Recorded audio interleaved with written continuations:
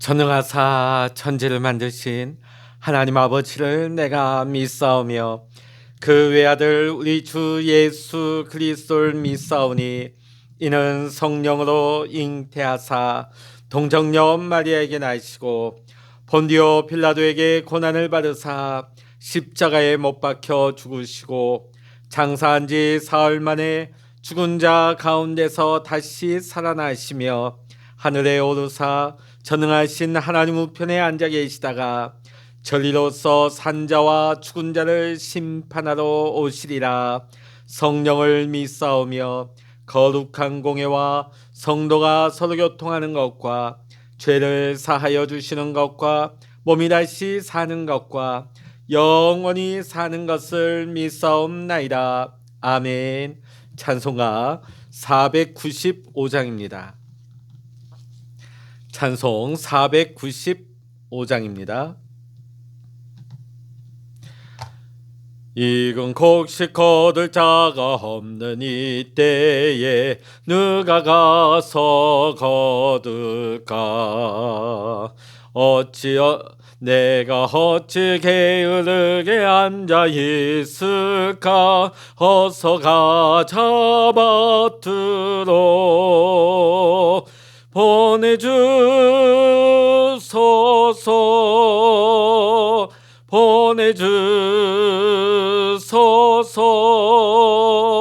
제단 숯불에 입술에 대니 어찌 주저할까? 주여 나를 보내주소서.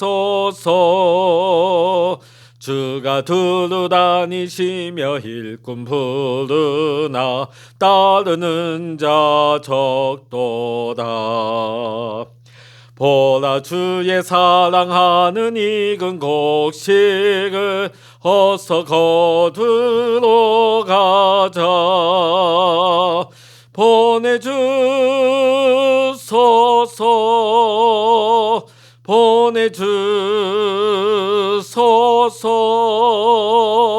제단 숯불에 입술에 대니 어찌 주저할까? 주여 나를 보내주소서. 주가 나를 부르시니 언제 어디나 기뻐 가서 일하리. 주가 명령 내리실 때 능력 받아서 기뻐 거두리로다. 보내주소서.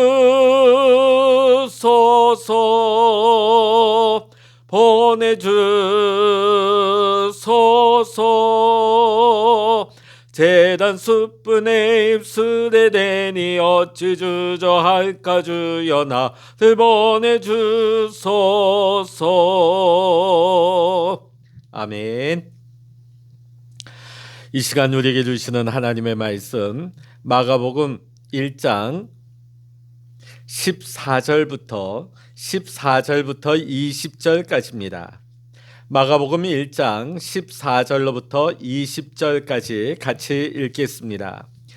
요한이 잡힌 후 예수께서 갈릴리에 오셔서 하나님의 복음을 전파하여 이르시되 때가 찼고 하나님의 나라가 가까이 왔으니 회개하고 복음을 믿으라 하시더라.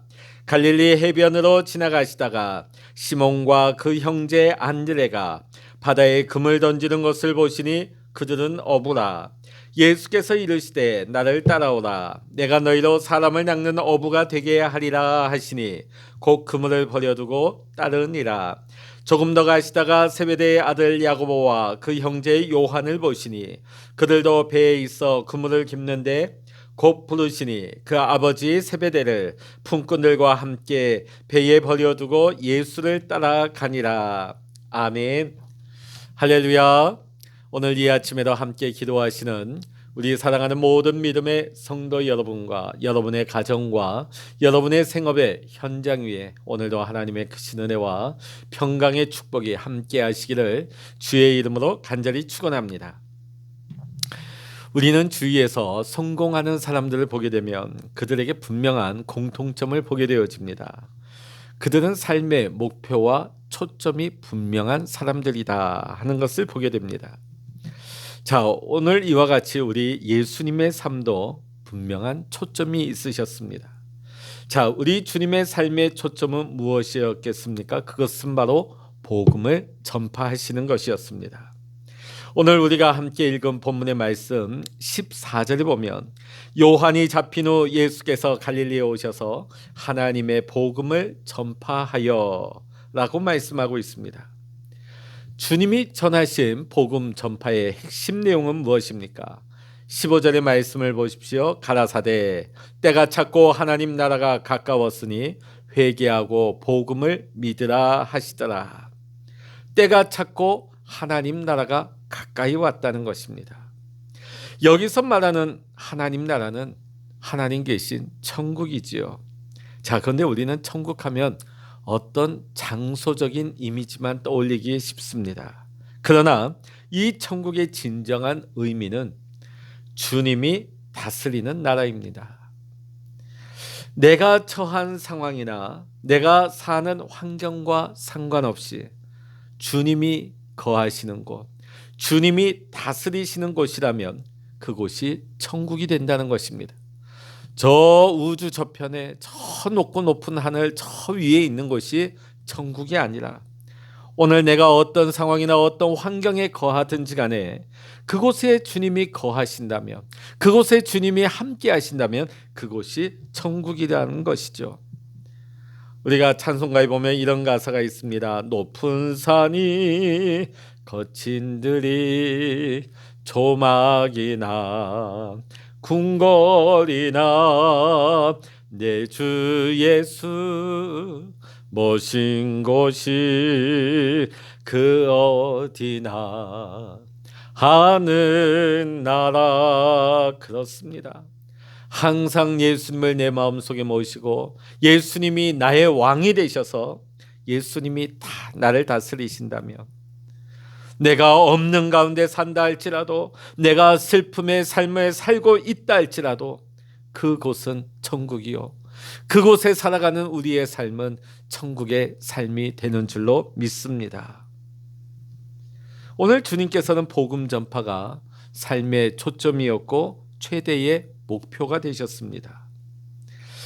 주님께서 복음을 전파하시면서 제일 먼저 하신 일이 무엇입니까? 그것은 바로 제자를 삼는 일이었습니다. 자, 그러면 예수님께서는 어떤 사람을 제자로 삼으셨을까요? 요즘 우리가 인력 채용 공고를 이렇게 보다 보면 각 회사에서 이왕이면 좀 더 유능하고 똑똑하고 능력 있는 그런 인재를 채용하고자 하는 것이죠. 여러 가지 조건들, 여러 가지 스펙을 요구합니다. 자, 그렇다면 우리 주님께서는 어떤 사람을 제자로 삼으셨을까요? 첫 번째로 주님께서는 성실한 사람을 제자 삼으셨습니다. 오늘 16절의 말씀 보면 주님께서는 첫 제자로 베드로와 안드레 형제를 부르십니다. 자, 그때 그들이 뭘 했습니까? 열심히 그물을 던졌습니다. 그들의 생업의 현장에서 열심히 그들은 배를 가지고 그물을 던지며 성실히 하루하루를 살아가는 사람들이었습니다. 베드로와 안드레, 그들은 그 분야의 전문가였고 나름대로 성공한 사람들이었습니다. 오늘도 우리 주님께서는 주님의 제자를 찾으십니다.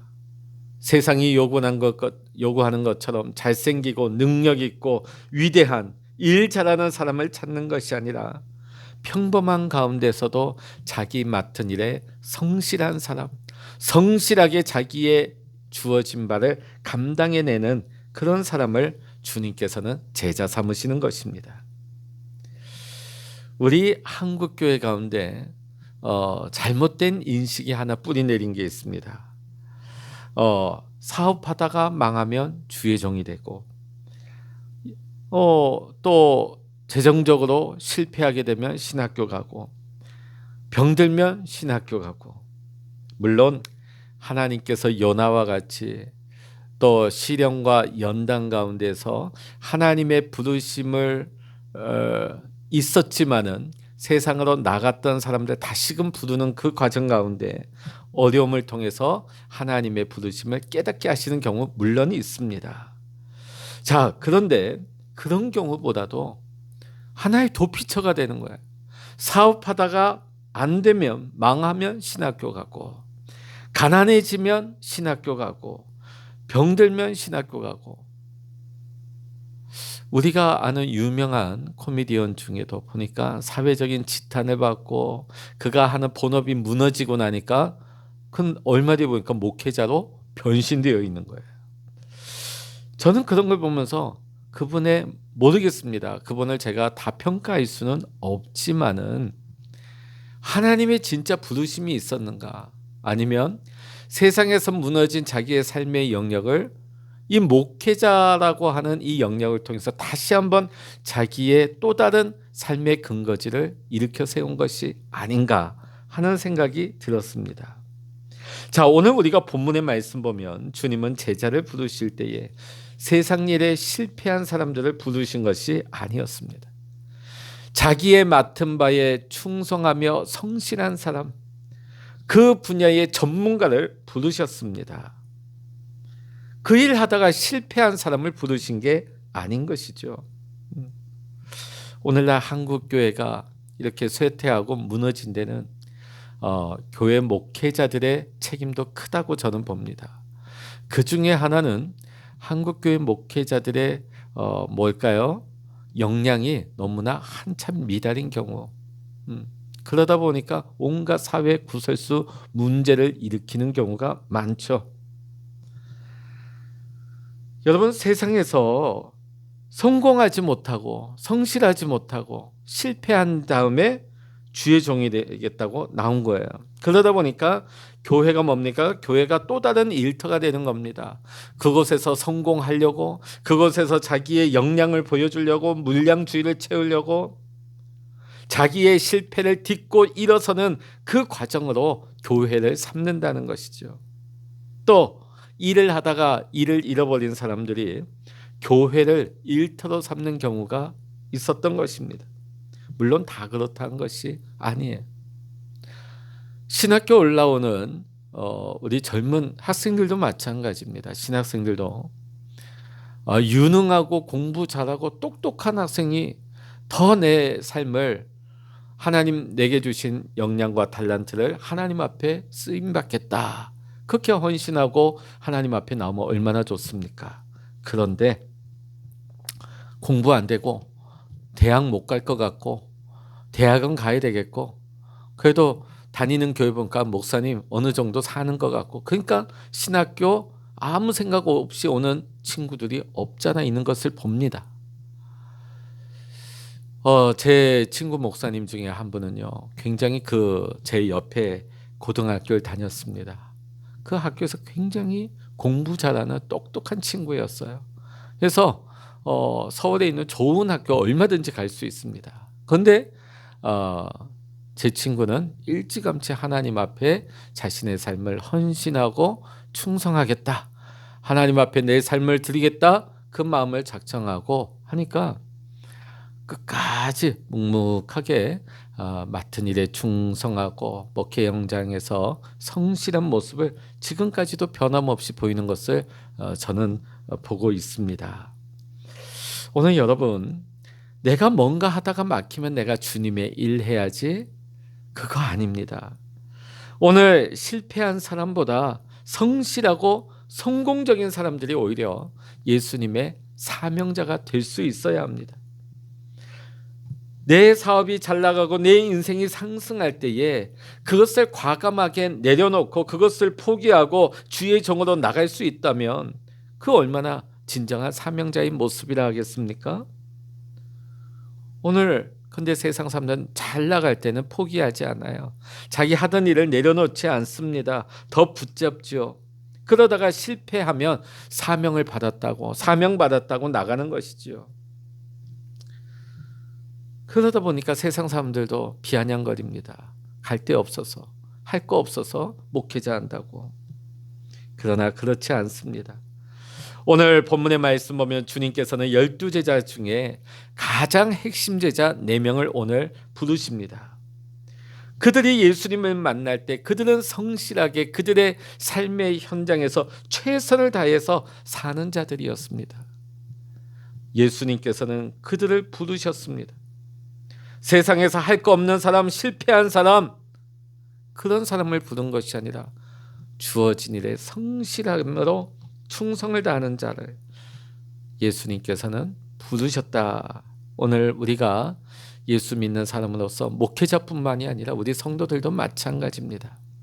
우리가 6일 동안 세상에서 우리 맡은 삶의 현장에서 헌신하면서 성실하게 최선을 다할 때 하나님께서는 그 성도를 통하여서 하나님의 큰 일을 이루어 가시는 줄로 믿습니다. 오늘 저와 여러분이 다 그러한 믿음의 성실한 일꾼 되시기를 주의 이름으로 간절히 축복합니다.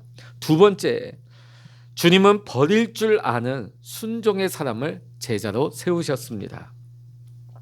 예수님께서 제자를 부르실 때 베드로와 안드레가 어떤 반응을 보였습니까? 18절 말씀을 보면 그들은 즉시 순종했습니다. 야고보와 요한을 부르실 때도 그들은 그 즉시 순종을 했습니다. 여러분, 이게 쉬운 일입니까? 단순히 교회 나가고 교회 등록하는 그런 차원이 아니에요. 자기의 직업이 바뀌고 자기 인생이 송두리 바뀌는 문제입니다. 그럼에도 불구하고 그들은 그 즉시로 순종했다는 것입니다. 오늘 우리도 마찬가지입니다. 주님께서 우리에게 은혜 주시고 성령의 감동을 우리에게 주실 때 우리는 그 즉시로 순종하지 아니하면 순종하기가 어렵습니다. 사람들과 상의하고 시간을 두고 생각하고 좀 더 말미를 두게 되면 어떻게 될까요? 순종하기가 점점 어려워집니다. 여러분, 아브라함이 독자 이삭을 바치라고 하나님 말씀하셨을 때 아내와 상의했습니까? 며칠을 숙고했습니까? 아닙니다. 그 즉시 움직였습니다. 그 즉시 모리아 산으로 올라가려 했습니다. 오늘 하나님 앞에 우리가 순종하려면 나중에 우리가 순종해야지, 나중에 더 크게 순종해야지, 그게 아닙니다. 매일 매 시간 매 순간마다 우리는 순종하려고 하는 그 모습이 주님께서 기뻐하시는 삶인 줄로 믿습니다. 자, 그런데 오늘 제자들의 모습을 보면 예수님 앞에 순종할 때 그들은 그들의 삶의 가장 중요한 그 무엇인가를 버려두고 순종했습니다. 뭘 버렸습니까? 있으나 마나한 거 버렸습니까? 아니죠. 그물을 버렸습니다. 배를 버렸습니다. 그들의 삶의 가장 중요한 미천이죠. 어부에게 있어서 배와 그물은 가장 중요한 재산 1호입니다. 그리고 나서 육신의 아비를 떠나게 되죠. 그것들이 없어도 되기에 내려놓은 것이 아닙니다. 그들의 삶의 가장 중요한 것을 내려놓았습니다. 어떻게 그렇게 할 수 있었을까요? 더 중요한 것이 있다는 것을, 더 중요한 것을, 더 풍성한 축복을 바라면서 그것을 내려놓았던 것입니다. 이것이 제자들의 믿음이었습니다. 오늘 여러분, 오늘 하나님께서는 우리를 예수님의 제자로 부르셨습니다. 그렇다면 내 생각과 내 세상의 여러 가지 관계들, 우리의 어떤 소유를 주님 명령보다 앞세워서는 안 되겠습니다. 주의 말씀에 따르기 위해서 이것이 걸림돌이 된다면, 또 주님께서 이것을 요구하신다면 얼마든지 주를 위해서 내려놓고 포기할 수 있는, 결단할 수 있는 우리의 신앙이 될 때 우리는 진정한 주님의 제자의 삶을 살아가게 될 줄로 믿습니다. 마지막 세 번째로 주님께서는 주님을 따라 살려는 사람을 제자 삼으셨습니다. 18절의 말씀 보니까 쫓으니라, 또 20절의 말씀 보니까 따라가니라. 자, 오늘날로 이것을 말한다면 주님을 닮아가는 것, 또 주님의 정신을 이어가는 것을 말한다 하겠습니다. 오늘 우리가 주님의 참 제자가 잘 되지 못하는 이유가 무엇일까요? 우리가 은혜 받는 거 좋아하고 우리가 축복받는 것은 참 사모하지만은, 또 우리가 주님의 구원을 받지만은, 중요한 것은 주님의 뜻을 구하면서 주님처럼 살려고는 하지 않습니다. 왜냐하면 그것이 내 삶에 번거롭고 그것이 너무나 힘들기 때문에 주님처럼 살려고 하지 않는 것입니다. 그렇기 때문에 우리가 제자의 삶을 살아가지 못하는 것이죠. 오늘 17절의 말씀 보면 되게 하리라. 되게 하리라.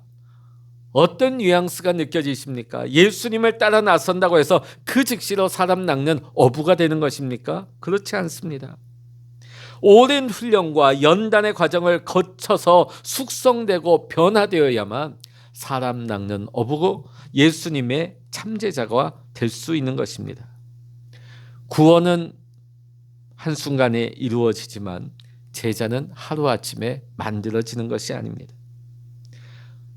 우리가 은혜는 받습니다. 거듭납니다.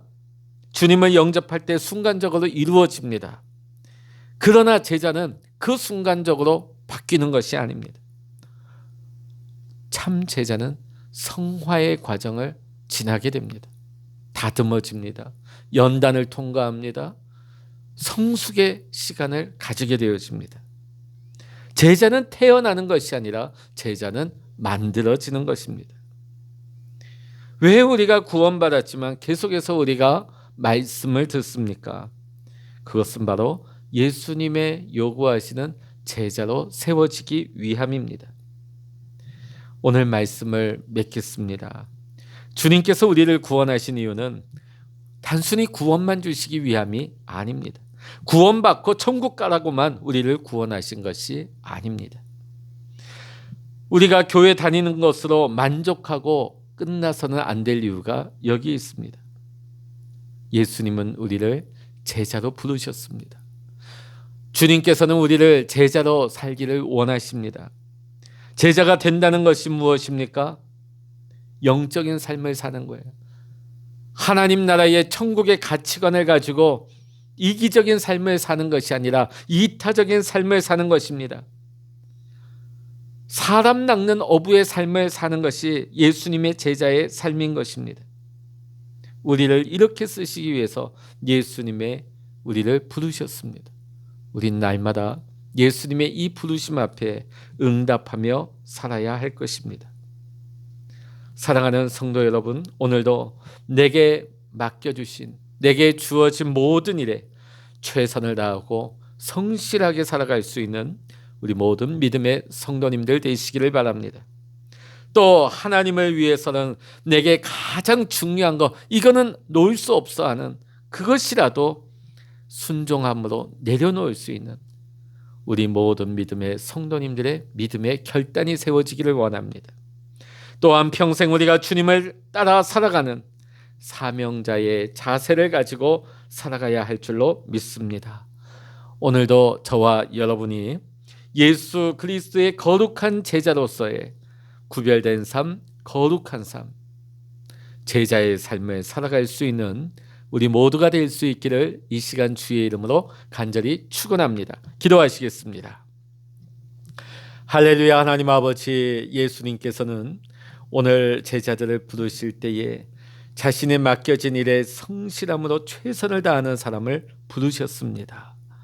또한 예수님을 따르기 위해서 자신의 가장 중요한 것을 아낌없이 내려놓을 수 있는 그러한 믿음의 성도를 찾으셨습니다.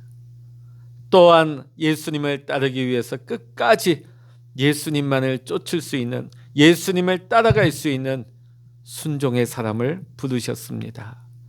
오늘 우리 모든 믿음의 성도님들이 단순히 교회만 다니고 단순히 구원받고 천국 가는 것으로 끝나는 것이 아니라 구원받은 믿음의 성도로서 이제는 예수 그리스도께서 기뻐하시고 원하시는 참 제자의 삶을 살아가게 하여 주시옵소서. 날마다 구원받은 은혜에 감사하며 기뻐하며 제자의 삶으로 변화되기 위해서 날마다 성숙해지고 날마다 더 말씀을 가까이 하며 날마다 변화함을 입을 수 있는 우리 모든 택함받은 믿음의 성도, 참 제자의 삶을 살아가는 우리 모든 믿음의 성도님들 되게 하여 주시옵소서. 모든 감사와 영광을 우리 주님께 올려드리며 우리 주 예수 그리스도의 이름으로 간절히 기도하옵나이다. 아멘. 찬양하라 내 영혼아, 찬양하라 내 영혼아, 내 속에 있는 것들아 다 찬양하라.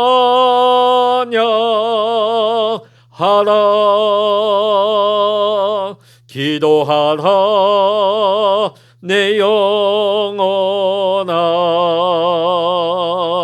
기도하라 내 영혼아, 내 속에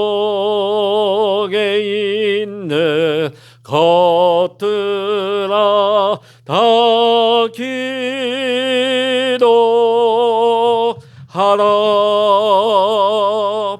주여 일창으로 합심하여 기도하십니다. 주여